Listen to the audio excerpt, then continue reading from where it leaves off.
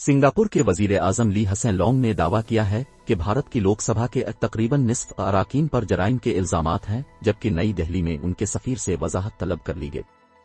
खबर agency writers के मुताबिक ली हसन लॉन्ग ने कहा कि नेहरू का भारत इस तरह का बन गया है जहां लोकसभा में तकरीबन निस्फ अराकीन के खिलाफ रैप और कत्ल समेत जराइम के इल्जामात हैं।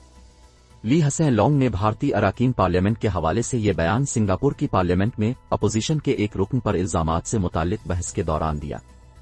स्ट्रीट टाइम्स की रिपोर्ट के मुताबिक सिंगापुर के वजीर आजम ने अराकीन असेंबली को काम करने के लिए अच्छे अक़दार और रवैयत पर मबनी जमहूरी निज़ाम की ज़रूरत, हुकूमत पर अवाम के एतमाद की अहमियत और दीगर चीज़ों पर बात की।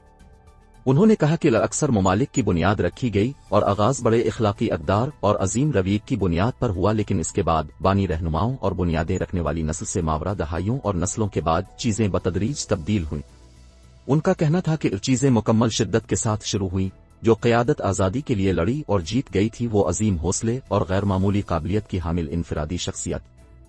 तारीखी शख्सियात के हवाले से बात करते हुए उन्होंने कहा कि वो आग की भट्टी से गुजरे और अवाम और कौम की क़यादत की। वो डेविड बैन गोर्नस, जवाहरलाल नेहरू थे और हमारे अपने कायदीन भी हैं। उन्होंने इसराइल और भारत की मिसाल देते हुए कहा कि ताहम उनके बाद की नस्लें इस रफ्तार को बरकरार रखने के लिए जिदोजहद करती रही। सिंगापुर के वजीर आजम ने कहा कि बिनोरे का इसराइल इस कदर बदल गया है जहां 2 साल में 4 दफा इंतखाबात के बावजूद बमुश्किल एक हुकूमत तश्कील पाती है।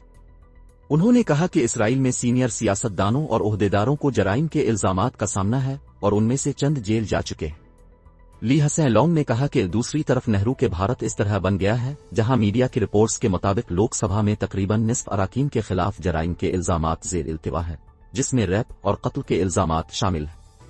उन्होंने कहा कि ताहम इनमें से कई सियासी तौर पर आयद किए गए इल्जामात हैं। बाद अज़ां भारत में तैनात सिंगापुर के सफीर को तलब करके उनसे वजीर आजम के बयान की वजाहत मांगी गई।